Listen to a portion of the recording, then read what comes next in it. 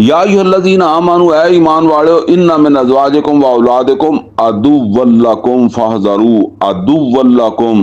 ऐ ईमान वालो, तुहाड़ियां बीवियां ते तुहाड़ियां औलादां दे विचों कुछ तुहाडे दुश्मन आ ते फहज़रूहुम, ते इन्हां तो बचना वा। जिद्दां दुश्मन तो कहंदे ना बच के रहना, किते ਇਹ ना होवे कि तुसीं इन्हां दी दुश्मनी दा शिकार हो जाओ। हुण ਇਹ है यानी दुनियावी रिश्ते ਜਿਹੜੇ ਆ ਨਾ, ਦੁਨੀਆ ਦੀਆਂ ਜਿਹੜੀਆਂ ਮੁਹੱਬਤਾਂ, ਤਬੀ ਮੁਹੱਬਤਾਂ ਜਿਹੜੀਆਂ ਤਬੀਅਤ ਦੇ ਵਿੱਚ ਅੱਲਾ ਨੇ ਕੁਦਰਤੀ ਤੌਰ ਤੇ ਔਲਾਦ ਦੀ ਤੇ ਬੀਵੀ ਦੀ, ਮਾਂ-ਬਾਪ ਦੀ, ਭੈਣਾਂ ਭਰਾਵਾਂ ਦੀ ਇੱਕ ਮੁਹੱਬਤ ਰੱਖੀ ਹੁੰਦੀ ਹੈ ਨਾ। ਉਹਦੇ ਸਭ ਤੋਂ ਜ਼ਿਆਦਾ ਔਲਾਦ ਦੀ ਮੁਹੱਬਤ ਹੁੰਦੀ ਹੈ, ਬੀਵੀ ਦੀ ਮੁਹੱਬਤ ਹੁੰਦੀ ਹੈ। ਬੀਵੀ ਦੀ ਵੀ ਬਾਅਦ 'ਚ ਹੁੰਦੀ ਹੈ, ਪਹਿਲਾਂ ਔਲਾਦ ਦੀ ਬਹੁਤ ਮੁਹੱਬਤ ਹੁੰਦੀ ਹੈ। ਬੀਵੀ ਨੂੰ ਤਾਂ ਤਲਾਕ ਦੇ ਦਿੰਦਾ ਪਰ ਔਲਾਦ ਕਹਿੰਦਾ ਲੈਣੀ ਆ।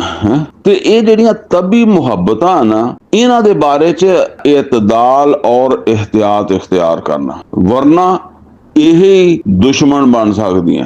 ਉਹ ਦੁਸ਼ਮਣ ਨਹੀਂ ਜਿੱਦਾਂ ਅਸੀਂ ਕਹਿੰਦੇ ਇੰਡੀਆ ਪਾਕਿਸਤਾਨ ਦਾ ਦੁਸ਼ਮਣ, ਹੋਰ ਤਰ੍ਹਾਂ। ਯਾਨੀ ਉਹ ਇਹ ਹੈ ਕਿ ਤੁਸੀਂ ਇਹਨਾਂ ਦੀ ਮੁਹੱਬਤ ਦੇ ਵਿੱਚ ਆ ਕੇ ਕੋਈ ਅੱਲਾ ਦੀ ਨਾਫਰਮਾਨੀ ਕਰ ਲਓਗੇ, ਜਿਹੜਾ ਨਾ ਕੋਈ ਹੋਰ ਗਲਤ ਕੰਮ ਕਰ ਲਓਗੇ। ਠੀਕ ਹੈ, ਬਾਜ਼ ਔਕਾਤ ਔਲਾਦ ਨੂੰ ਪੜ੍ਹਾਉਣਾ ਵਾ, ਵਸਾਇਲ ਨਹੀਂ ਹੈਗੇ, ਬੰਦਾ ਗਲਤ ਕੰਮ ਕਰ ਰਿਹਾ, ਨਜਾਇਜ਼ ਕਾਰੋਬਾਰ ਕਰ ਰਿਹਾ, ਘੱਟ ਵੱਧ ਤੋਲਦਾ, ਕਿਹਦੇ ਵਾਸਤੇ ਤੋਲਦਾ? ਸਾਡੇ ਚੋਂ ਅਕਸਰ ਲੋਕ ਜਿਹੜੇ ਆ ਨਾ, ਉਹ ਆਪ ਘਰਾਂ ਵਾਲਿਆਂ ਵਾਸਤੇ ਹੀ ਕਰਦੇ ਆ ਵਾਧੇ ਘਾਟੇ। ਤੇ ਇਹ ਬਾਤ ਇਹ ਹੈ ਜੀ ਕਿ ਇਹ ਹੈ ਦੁਸ਼ਮਣੀ, ਇਹ ਮੁਹੱਬਤ ਨਹੀਂ ਹੋ ਗਈ, ਇਹ ਹੁਣ ਹੋ ਗਈ ਦੁਸ਼ਮਣੀ। ਇਹ ਸੂਰਾ ਮੁਨਾਫਿਕੂਨ ਦੀ ਆਇਤ ਨੰਬਰ 4 ਦੇ ਵਿੱਚ ਨਾ ਆਪਾਂ ਇਹੀ ਲਫ਼ਜ਼ ਪੜਿਆ। ਉੱਥੇ ਫਰਮਾਇਆ ਮੁਨਾਫਿਕਾਂ ਦੇ ਬਾਰੇ 'ਚ, ਹੁਮੁਲ ਅਦੂ ਫਹਜ਼रूहुम, ਇਹ ਦੁਸ਼ਮਣ ਆ, ਇਹ ਮੁਨਾਫਿਕ ਜਿਹੜੇ ਆ ਦੁਸ਼ਮਣ ਆ, ਇਹਨਾਂ ਤੋਂ ਬਚ ਕੇ ਰਹਿਣਾ।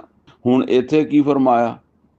ਇੱਥੇ ਫਰਮਾਇਆ ਬੀਵੀਆਂ ਤੇ ਔਲਾਦਾਂ ਵਾਸਤੇ ਕਿ ਅਦੁव्वल लकुम, ਇਹ ਵੀ ਤੁਹਾਡੇ ਦੁਸ਼ਮਣ ਆ, ਫਹਜ਼रूहुम, ਇਹਨਾਂ ਕੋਲ ਬਚਣਾ ਵਾ। ਇਹ ਹੁਣ ਮਤਲਬ ਇਹ ਹੈ ਕਿ ਇਹ ਬੀਵੀਆਂ ਔਲਾਦਾਂ ਵੀ ਆ ਦੁਸ਼ਮਣ, ਉਹ ਮੁਨਾਫਿਕ ਵੀ ਆ। ਯਾਨੀ ਮੈਂ ਅਸਲ 'ਚ ਸਮਝਾਉਣ ਦਾ ਮਤਲਬ ਇਹ ਸੀ ਕਿ ਜਿਸ ਤਰ੍ਹਾਂ ਉੱਥੇ ਕਿਹਾ ਮੁਨਾਫਿਕਾਂ ਤੋਂ ਬਚਣਾ ਹੈ, ਤੁਹਾਡੇ ਵਿੱਚ ਹੈ। ਕੋਈ ਇਹ ਨਹੀਂ ਕਿ ਮੁਨਾਫਿਕਾਂ ਦੇ ਨਾਲ ਕੋਈ ਜੰਗਾਂ ਹੋਣੀਆਂ ਸੀ ਜਾਂ ਨਾ ਹੋਈਆਂ ਹੀ ਆ। ਇਸ ਤਰ੍ਹਾਂ ਜੰਗਾਂ ਉਹ ਮੁਨਾਫਿਕ ਤੇ ਵਿੱਚ ਹੁੰਦੇ ਆ ਨਾ, ਉਹ ਤੇ ਨਾਲ ਹੀ ਸ਼ੁਮਾਰ ਹੁੰਦੇ ਆ। ਬਾਕੀ ਉਹਨਾਂ ਨੂੰ ਅੱਲਾ ਪੁੱਛੇਗਾ। ਬਾਕੀ ਜੇ ਇਸ ਦੁਨੀਆ ਦੇ ਉੱਤੇ ਦਾ ਉਹਨਾਂ ਹੱਦ ਤੋਂ ਤਜਾਵਜ਼ ਕੀਤਾ ਤੇ ਉਹਦਾ ਕੋਈ ਕਾਨੂੰਨ ਬਣਦਾ ਤੇ ਉਹਦੇ ਮੁਤਾਬਕ ਉਹਨਾਂ ਨੂੰ ਸਜ਼ਾ ਮਿਲ ਜਾਏਗੀ। ਬਾਕੀ ਵਿੱਚ ਟੁਰੇ ਫਿਰਨਗੇ ਜ਼ੋਫੇ ਈਮਾਨ ਵਾਲੇ ਵੀ ਤੇ ਮੁਨਾਫਿਕ ਵੀ ਈਮਾਨ ਵਾਲਿਆਂ ਦੇ।